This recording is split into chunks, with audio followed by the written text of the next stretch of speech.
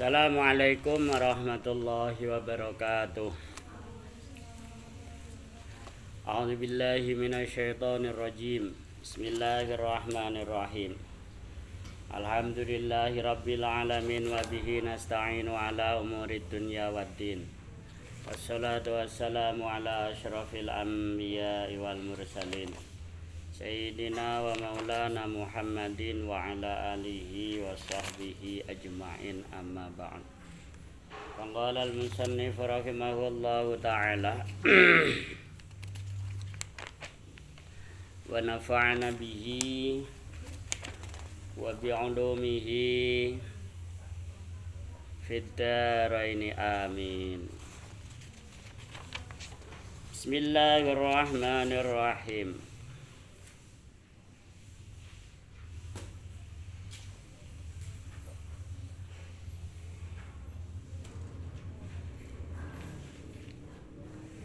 Walamma nazalat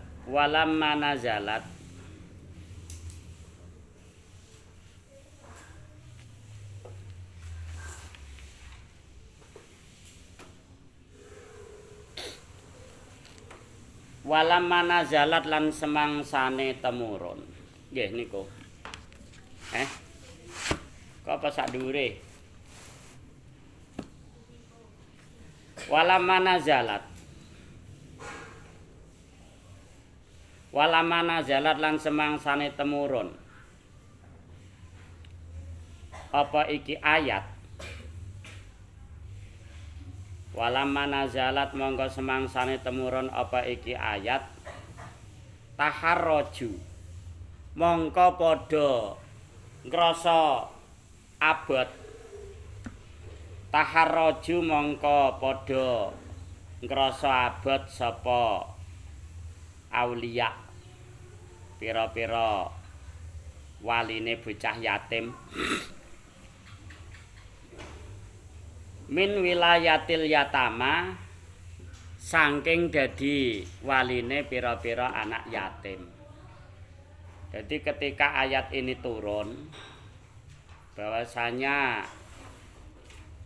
apa harta bendane anak yatim kon ngwehno, aja sampai harta benda sing apik digenti sing elek, ora kena awor mangan, iku termasuk dosa gedhe. Akhire para wali-waline anak yatim do merasa keberatan menjadi waline anak yatim. Wa kana fihim ono maksud nggih.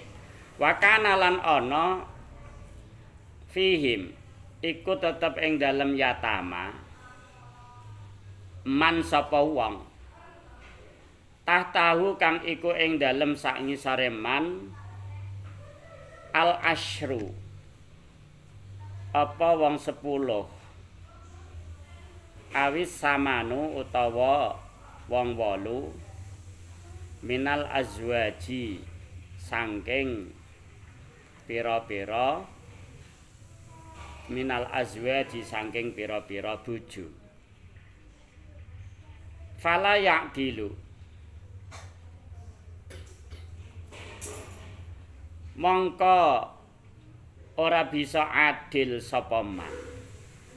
Jadi zaman dhisik iku awal-awal Islam wong duwe bojo iku oleh kunjul sangka 4. Tapi sakwuse temurune ayat iki ya pol akeh wong lanang iku duwe bojo 4. Nah ning gone daerah kita arang-arang ana.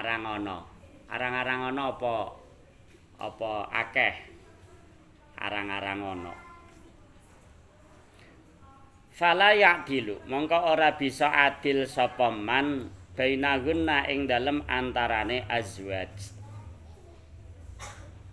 Fanazala mongko nuli temurun wa in khiftum lan lamun kuwatir sapa sira kabeh Wa in khiftum lan lamun kuwatir sapa sira kabeh ala tuqsitu ing yen to ora bisa gawe adil sapa sira kabeh. Takdilu tegese ora bisa gawe adil sapa sira kabeh. Fil yatama ing dalem ngrumati pira-pira anak yatim ora bisa gawe adil. Fangkihu mongko fataharrajitum mongko nuli gawe dosa sapa sira kabeh. Fataharrajitum mongko nuli gawe dosa sapa sira kabeh min amrihim saking perkarane yatama. Jika kalian khawatir tidak bisa berbuat adil ngurus anak-anak yatim, fakhafu mongko padha wedya sira kabeh. Fakhafu mongko becik wedya sira kabeh. Aidon kelawan maneh Allah takdilu ing yen ta ora bisa gawe adil sapa sira kabeh. Bainan nisa'i ing dalem antarane pira-pira bojo. Nah, kowe kok kuwatir ora iso gawe adil ing dalem antarane anak-anak yatim, maka hendaklah kalian juga merasa takut tidak bisa berbuat adil ning gone antarane pira-pira istri. Fangkihu Allah ta'dilu bainan nisa'i idza nakahtumu ing dalem nalikane padha nikah sapa sira kabeh guna ing nisa. Jadi seorang lelaki berbuat adil terhadap istri itu hukumnya wajib. Fangkihu mongko becik nikah sapa sira kabeh. Tazawwaju becik kawina sapa sira kabeh ma ing wong wadon. Bimakna man, nganggo maknane man. Iki termasuk apa? Termasuk arang-arang terjadi. Ma iku biasane maknane apa? Barang, tapi ning kene ma dimaknani wong wadon. Di aja ngotot wong mah biasane barang, berarti wong kawin karo kewan ya oleh. Ya ora ngono. Mulane kudu nganggo tafsir. Man ning kene bimakna man. Kelawan nganggo maknane wong. Wong wadon. Toba kang bagus sapa man lakum maring sira kabeh. Nyatane minan nisa'i saking pira-pira wong wadon. Olehmu nikah masna hale loro. Nikahe loro, wayoh loro. Loro-loro. Dadi ulihe nikah loro. Wasulasa lan telu. Waruba alan papat. Ai isnataini. Tegese ulihe nikah isnataini.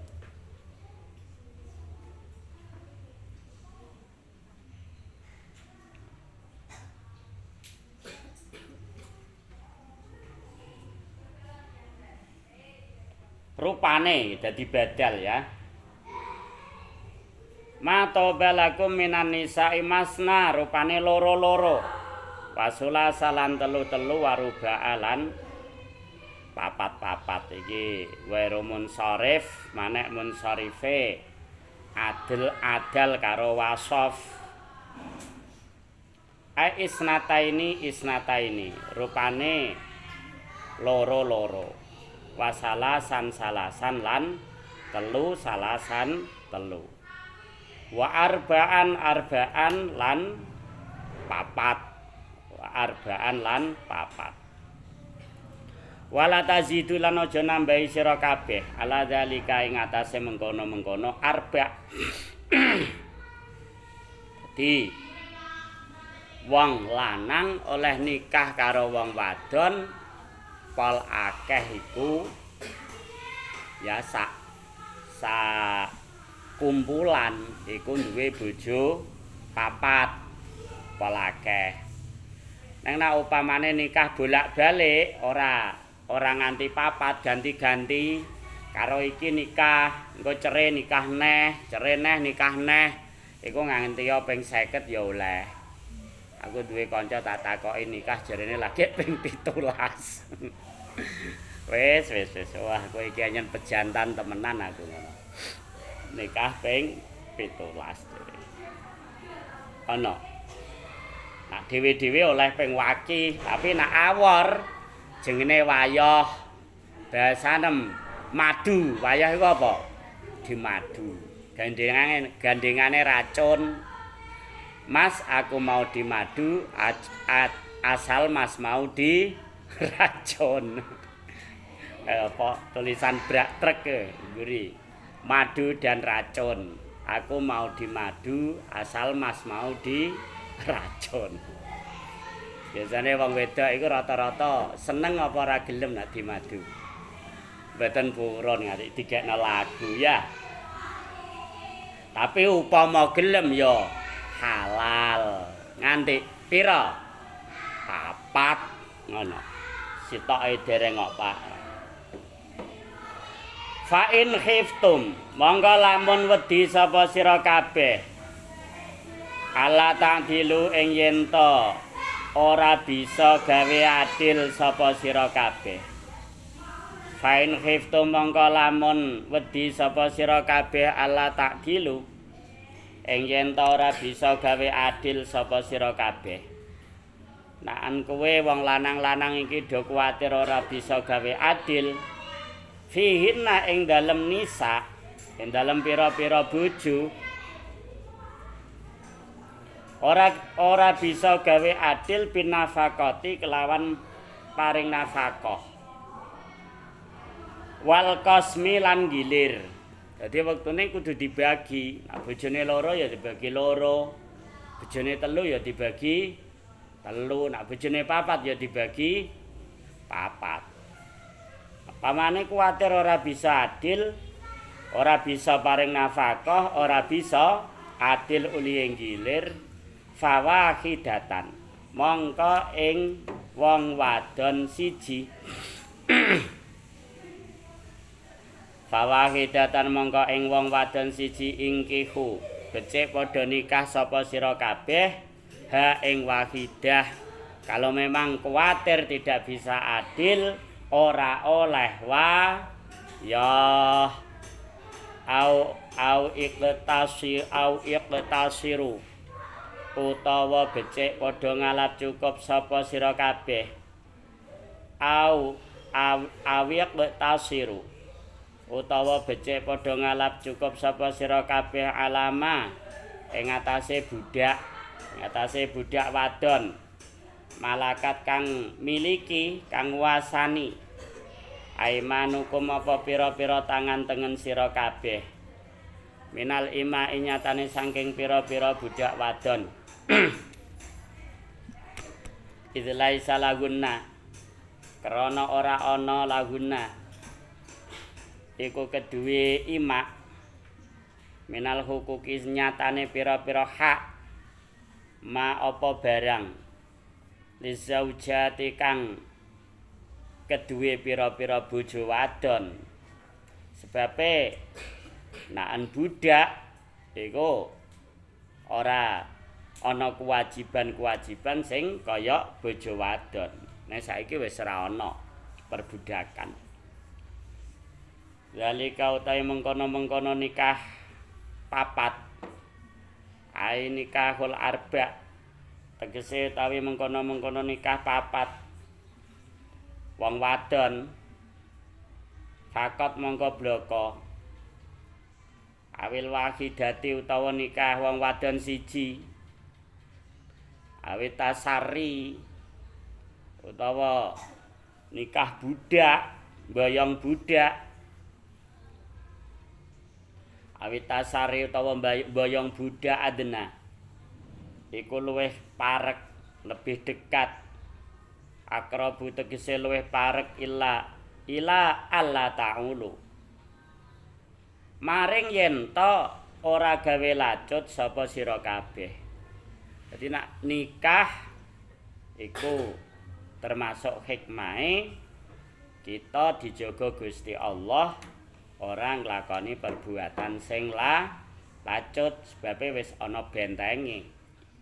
Allah ta'ulu ila Allah ta'ulu temeka yen to ora gawe lacut sapa sira kabeh. Tajuru tegese gawe lacut sapa sira kabeh. Iki termasuk hikmahe nikah. Ana iki wayahe thalabul ilmi ya thalabul ilmi, nak engko wayahe nikah ya nikah.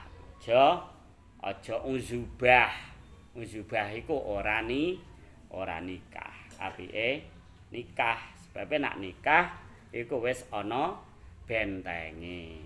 Ana bentenge sehingga potensi berbuat lacut iki napa? Iki tertutupi dengan pernikahan. Wa atulan becik pun lah nak kowe nikah ya wajib memberikan mahar. Wa atulan becik maringake sapa sira kabeh. Aktu tegese becik maringake sapa sira kabeh. Anisa ing pira-pira bojo wadon. Satuka dihina ing pira-pira mahare nisa. Nak wong lanang kok nikah maring bojo wadon wajib membayar mahar. Mahare sepiro ya karek kesepakatane antara pihak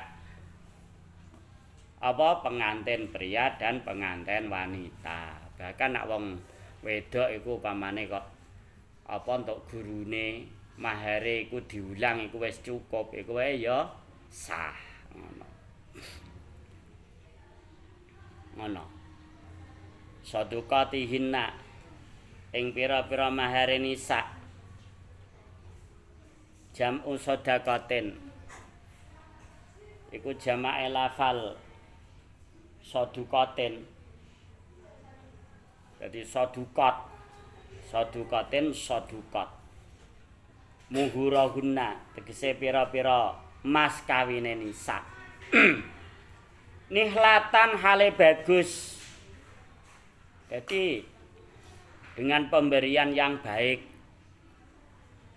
Ora kudu akeh tapi berharga. Ora emreh. Mas daru atiyah iku masdare masdarun iku dadi masdar atiyatan tegese kelawan maringake anti binafsin saking senenge ati. Harus mahar itu diberikan secara tulus, secara suka hati, ora kepeksan. Ono macem-macem nggih mahar. Deng mahar ngono tanggal lahire digabungno. Aku tau kon biasakno Arab kanca dadi mahare iku tanggal lahir. Misale tanggal 10 November, berarti 10 bulan 10 tahun 2010 ya ngono. 10 bulan 10 berarti kan 1010 ya kan. Terus 2010 pira iku berarti 10 berarti 1 juta 10.000 1 juta 10 juta apa 1 juta? Saya tulis 10 bulan 10 2010 10 bulan 10 tambah 20 2010. Piro berarti? 10 juta terus 20.000 2010 rupiah ngono.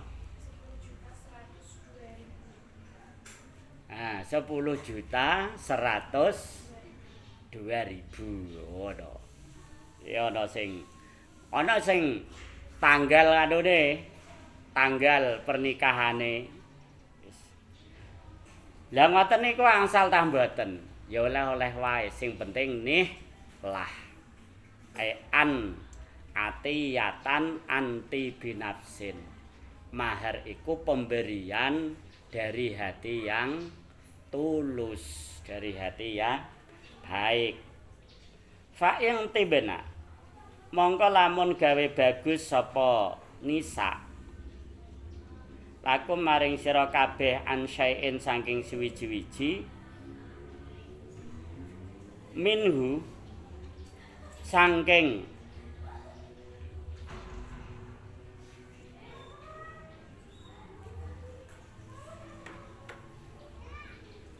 saking mahar apane sing gawe bagus nafsan atine. Tawi kilafal nafsan tamyizun iku dadi tamyiz muhawwalun kang den pindah anil fa'ili saking fa'il. Ai tobat tegese bagus. Dadi wis nrimo. Angfusuhunna apa pira-pira atine nisa. Lakum maring sira kabeh angsain saking perkara kang sethithik minasidaki saking mas kawin.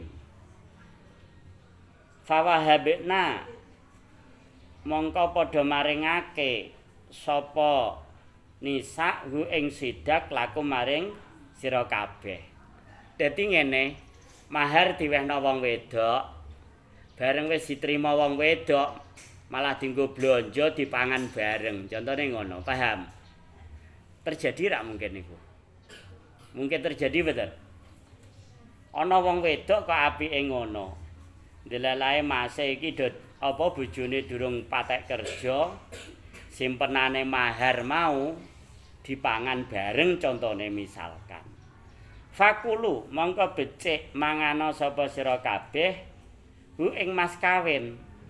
Hani an hale bagus. Tayyiban tegese hale bagus. Mari an tur hale den puji.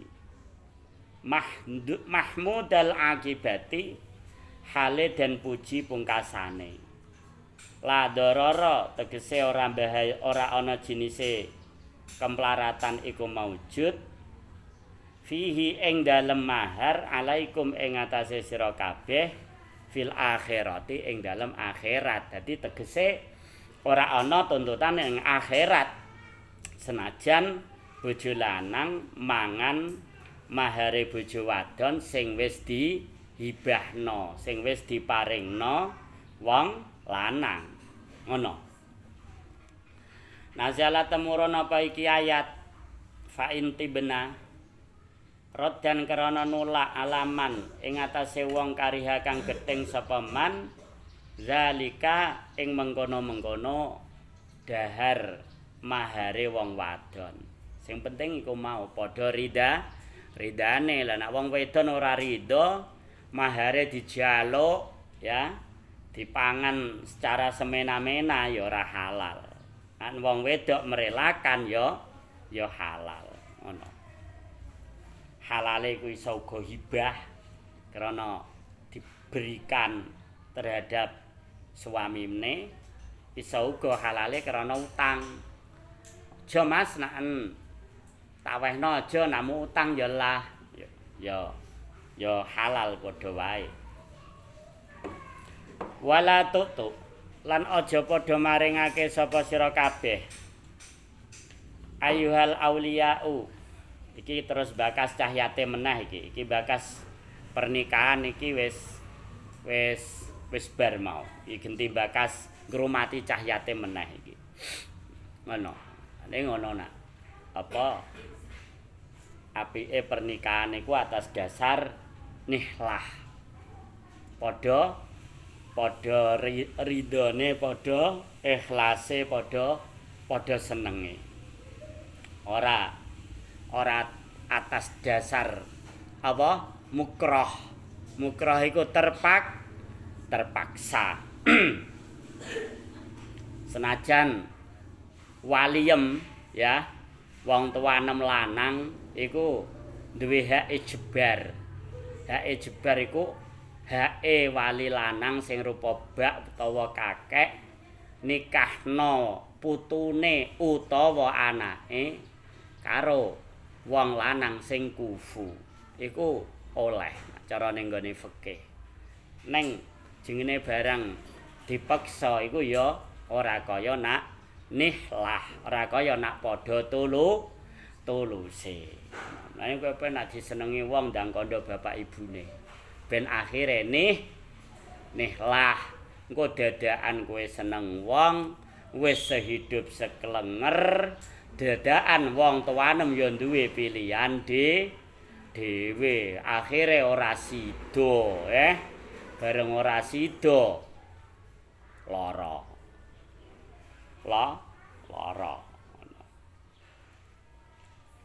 Ya durung wayahe ning iki gambaran pamane engko kok kedadian ngono kowe wis tau krungu perkara tak ceritani nek nggone tafsir. Wala tutulan aja maringake sapa sira kabeh ayuhal auliyau. He, pira-pira waline anak yatim.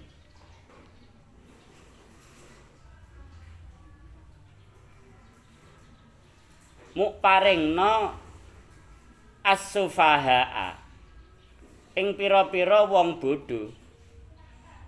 As-sufahaa ing pira-pira wong bodho, al-mubadzirina kang pemboros, mubadzirna barang.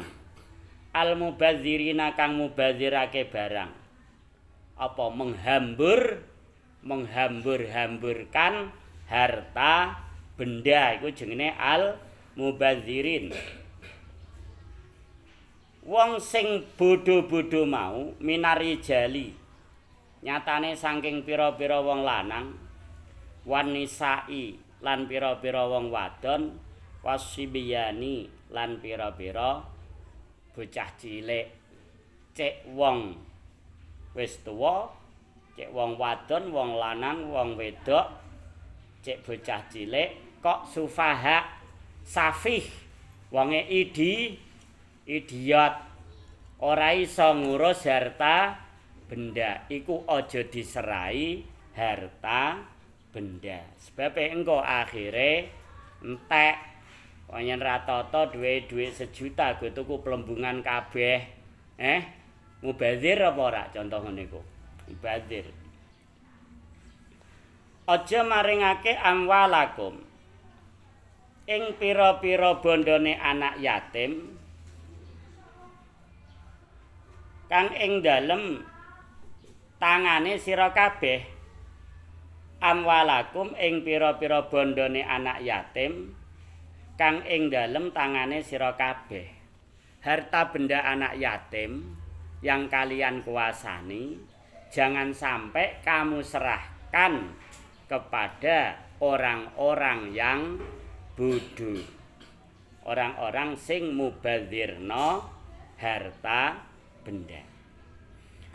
Ai amwalahum tegese ing pira-pira bondone anak yatim. Allati fi aidikum kang allati fi aidikum kang tetep ing dalem pira-pira tangan sira kabeh.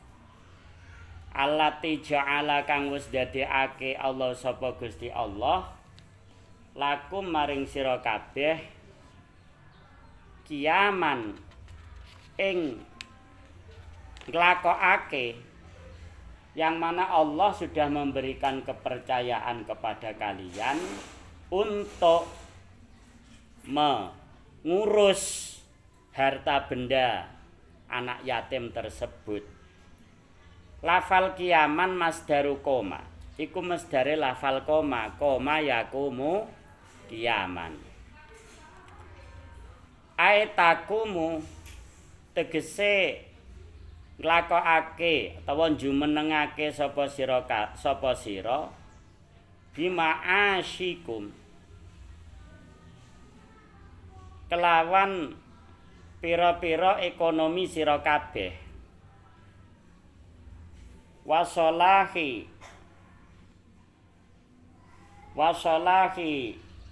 awidikum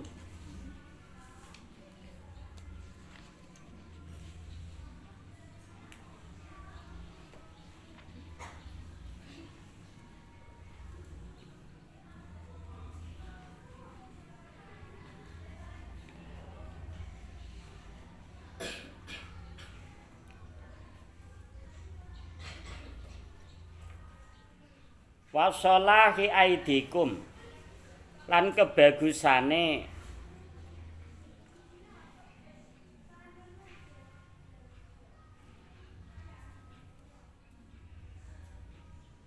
widah wasolahi awidikum lan kebagusane wong kang den senengi sira kabeh fayudayi mongko niyak-niyakake sapa sufaha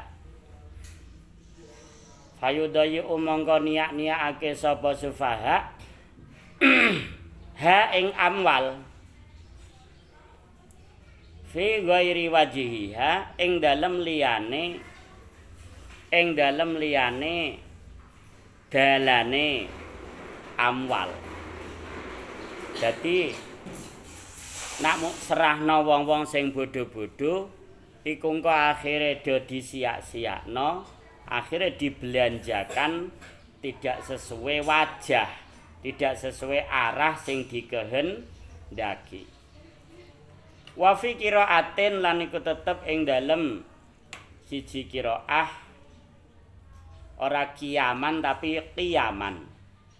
Dadi diwaca pendek qiyaman jam uqimatin iku jamake lafal qimah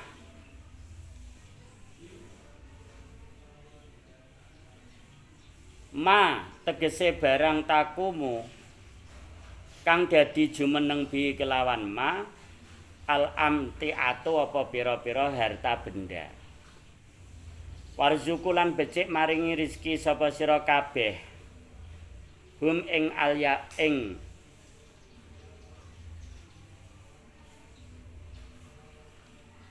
alyatama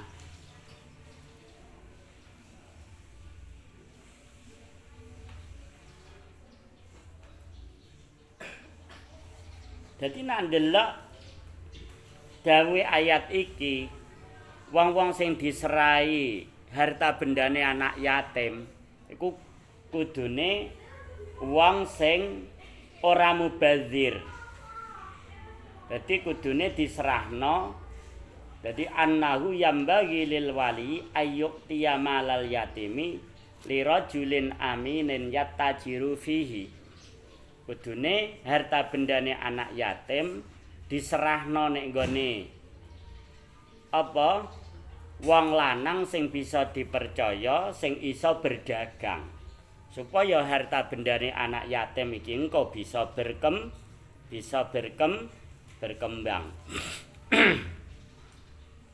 Warzuku lan becik maringi rezeki sapa sira kabeh hum ing alyatama fiha ing dalem alati ayat imu becik maringi mangan sapa sira kabeh hum ing alyatama minha saking alati saking harta benda saking amwal.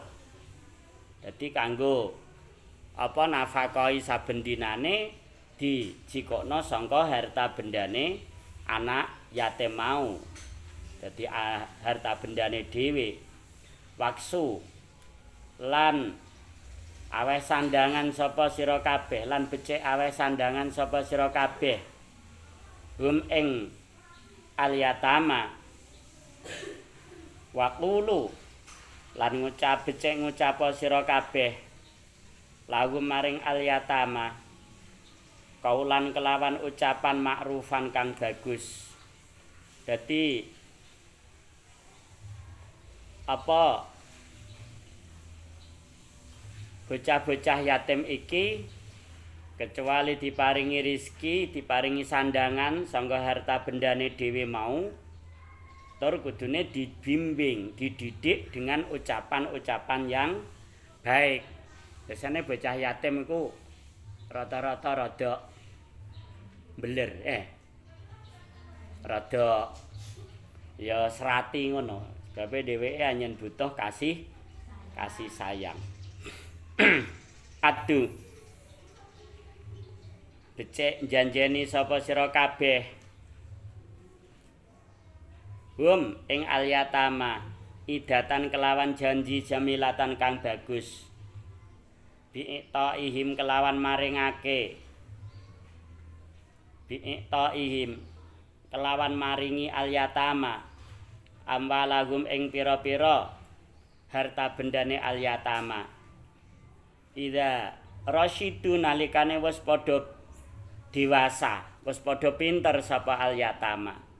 Wa qulu lahum qaulan ma'rufa artine mereka janjilah, berilah janji dengan janji yang baik bahwasanya harta benda kalian nanti setelah kamu dewasa akan saya serahkan kepada kalian. Ngono, orek-oreke ngono anak saiki bermetere apa 10.000 ngono.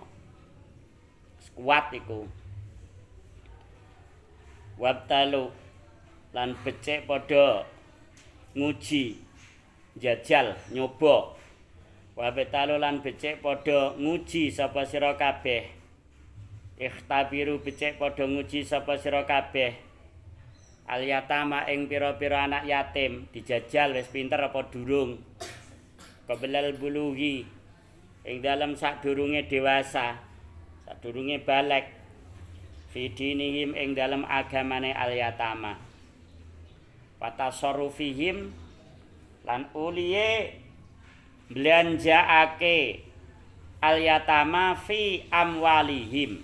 Iki isih aku ngaji la'allahu amwalihim fi amwalihim belanjaake ing dalem pira-pira harta bendane al-yatama.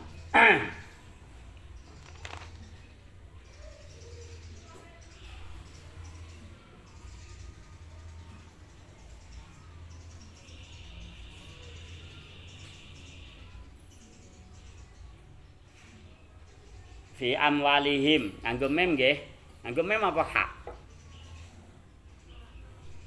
Mbak Napis, nganggo mem apa hak? La'alla swab amwalihim. Jadi saya aku ngaji karo Mbah Jan iki ana anu.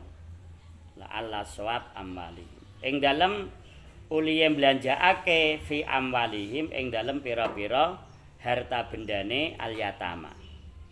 Hatta idza balagu sehingga nalikane padha tumeka sapa al-yatama an-nikaha ing mongsane nikah. Wis mongsane nikah iki engko harta bendane diserahno ning gone al-yatama. Aisaru tegese padha dadi sapa al-yatama ihlalahu ing mongsane nikah. Bil ihtilali apa ihtilami? Mem. Oh nggih betul.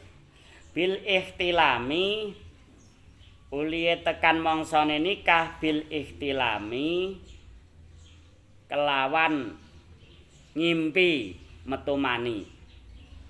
Jadi cek wong lanang cek wong wedok iku wektu balek iku iso mengalami ikhtilam. Wong lanang ya iso, wong wedok ya iso. Ikhtilam iku artine ngimpi ngetokno mani. Mbah ketemu kucing, mbah ketemu apa? Ketemu kucing apa ketemu disayang-sayang rumangsane apa ngono jebule kucing. Ihtilam.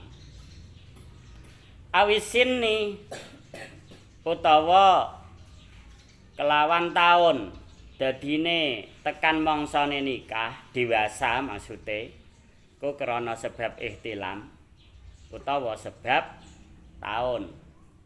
Wa huwa utawi sin utawi taun istikmalu khamsa asyarata iku dadi sampurnane 15 sanatan apane taune indah Syafi'i ing dalem mungguhe Imam Syafi'i ono.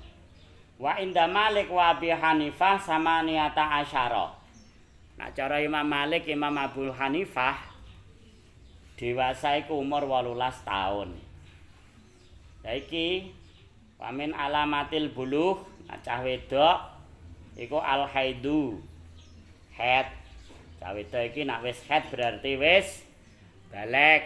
Haid iki pol sithik umur 9 tahun. Ora akeh ra ana watese. Wakabura asadiyu lan dadi gedhe asadiyu apa susune. Dadi wis mulai apa putinge wis mulai membesar. Biasane iki wis dewasa. Lil inasi kedue wong wadon.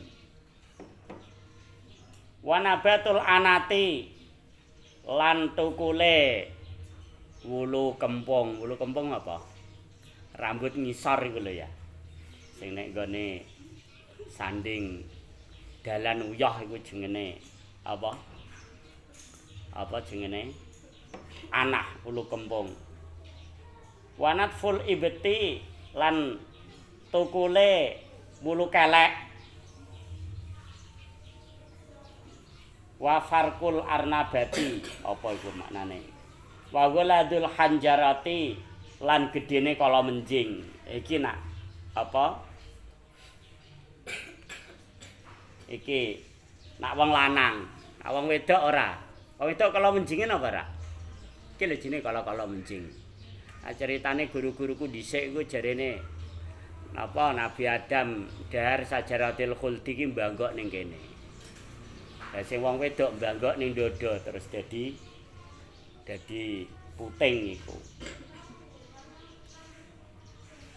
Wa amma idza Syafi'i fala yuhkamu bil bulughi illa bil ihtilami awil haidi au bulughi 15 sanatan. Tapi nak menurut pendapat Imam Syafi'i seseorang tidak dihukumi baligh utawa dewasa kecuali sebab mimpi metu mani.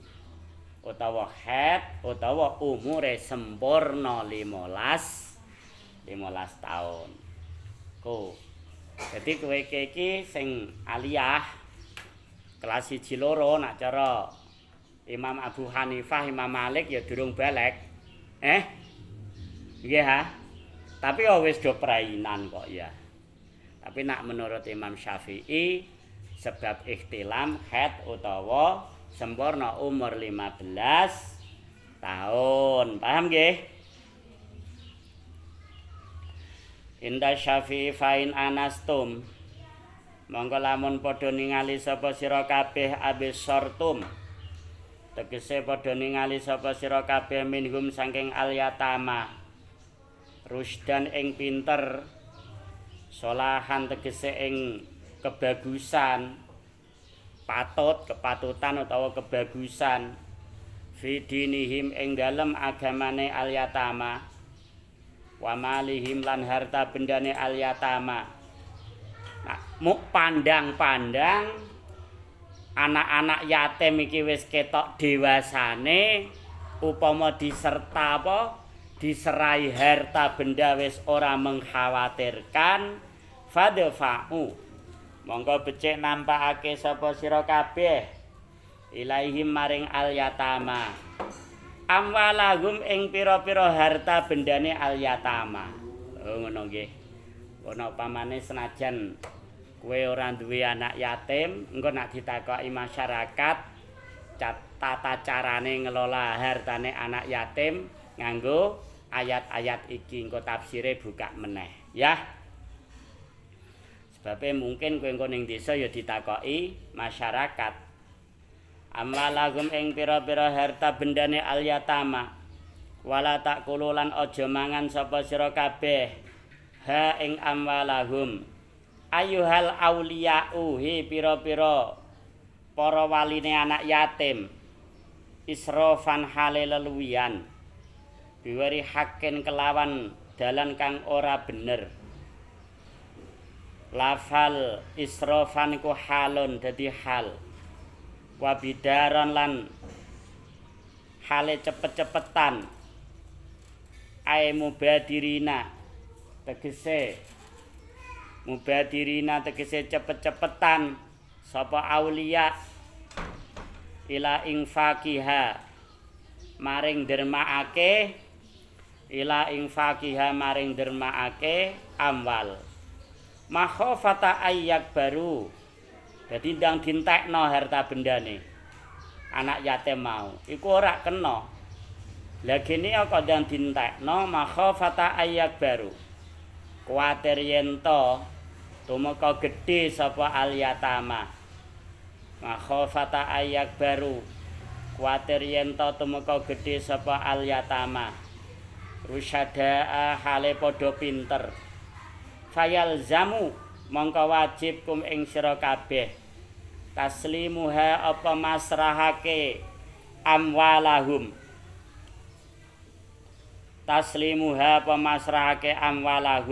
jadi wajib menyerahkan semua harta benda anak yatim ilaihim maring al yatama. Aja sampai kita melok mangan harta bendane anak yatim. Wa man kana ghaniyan falyasta'fif wa man kana faqiran falyakul bil ma'ruf. Wa man mongko utawi sapane wong kana iku lamun ana sapa man minal auliyai saking pira-pira waline anak yatim. Ghaniyan iku wong kang sugih, wong sing wis cukup ekonomine. Falyasta'fif mongko becik ngreksa sapa man ayak ifa tegese becik ngreksa sapa man an malil yatimi saking harta bendane anak yatim. Nak waline anak yatim iki kok sugih aja pisan-pisan ulek-ulek harta bendane anak yatim. Aja sampe melok mangan. Wayam tanik lan becik nyegah sapa man min aklihi saking mangan malil yatim harta bendane anak yatim. Waman utahe sapane wong kana iku lamun ana sapa man dadi waline fakiran iku mlarat delalae anak yatim pirang-pirang waline mlarat warisane hae anak yatim falyakul mongko becik dahar sapa fakir sapa falyakul mongko becik mangan sapa man minhu saking malil yatim bil ma'rufi kelawan bagus biqadri ujrati amalihi. Jadi oleh naen melarat oleh ngapek kanggo mangan awak dhewene mau bil ma'rufi kelawan bagus. Lah standare bagus iku sepira? Biqadri ujrati amalihi. Kelawan kira-kirane opahe penggaweane man. Cara kira-kira ndekne ngrumati anak yatim iki opahe sedina pira. Dadi dheweke mocok karo bocah yatim. Paham nggih? Dadi nak sing ngrumati anak yatim iki kok wong sugih, mereka harus menjaga diri tidak boleh mengambil harta benda anak yatim. Neng nak sing ngrumati kok delalae wong melarat iki oleh mengambil sebagian tapi bil ma'ruf dengan baik. Ukurane bil ma'ruf biqadri ujrati amalihi dengan ukuran opahe dekne ngrumati anak yatim. Misale standare sedina iki 20.000, tapi dekne ya oleh ngapek ya 20.000 misalkan seperti itu. Paham nggih? Niki nggih. Iki sering terjadi di masyarakat. Fa idza dafa'tum, lah terus nek wis dewasa carane nyerahno harta bendane piye?